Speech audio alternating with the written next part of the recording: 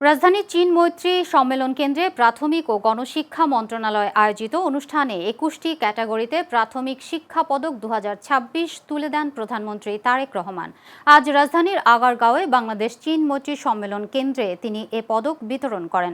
সরকারের নির্বাচনী ইশতেহার বাস্তবায়নে দেশজুড়ে তৃতীয় থেকে পঞ্চম শ্রেণীর শিক্ষার্থীদের নিয়ে প্রতিযোগিতার আয়োজন করা হয়। এতে ২,১৮,০০,০০০-এর বেশি শিক্ষার্থী অংশ নেয়, যাদের মধ্য থেকে নির্বাচিত শ্রেষ্ঠদের আজ পদক দেওয়া হয়। এর আগে তিনি একটি গাছের চারা রোপণ করে অনুষ্ঠানের উদ্বোধন করেন। পরে অনুষ্ঠানস্থলের বাইরে উপস্থিত শিক্ষার্থীদের উদ্দেশ্যে তিনি বক্তব্য রাখেন। এ সময় দেশকে সবুজ করতে প্রতিটি শিক্ষার্থীকে বছরে অন্তত একটি করে চারা রোপণের আহ্বান জানান প্রধানমন্ত্রী। একই সাথে গাছ কিভাবে অক্সিজেন দেয় ও পরিবেশ রক্ষা করে তা ইন্টারনেট থেকে শেখার পরামর্শ দেন তিনি। অনুষ্ঠানে শিক্ষামন্ত্রী ও প্রতিমন্ত্রী উপস্থিত ছিলেন। কোমলমতি শিশুগুলো আছে, তাদেরকে আমাদের মানবিক মানুষ হিসাবে গড়ে তুলতে হবে।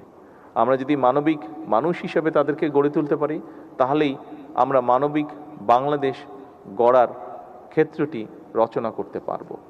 আসুন আজকের এই অনুষ্ঠানে, আজকের এই প্রাথমিক শিক্ষা পদক এই অনুষ্ঠানে শিক্ষকবৃন্দের কাছে আমার অনুরোধ থাকবে, আসুন আমাদেরকে সহযোগিতা করুন, আমাদেরকে দয়া করে সাহায্য করুন একটি মানবিক বাংলাদেশ গড়ে তুলতে। এই মানবিক বাংলাদেশ গড়ে তোলার জন্য,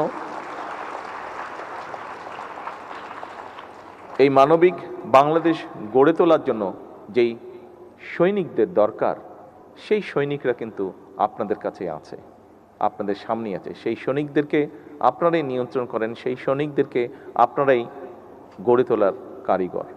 আজকে সেই কারিগরদেরকে যাতে আমরা মানবিক কারিগর হিসেবে গড়ে তুলতে পারি,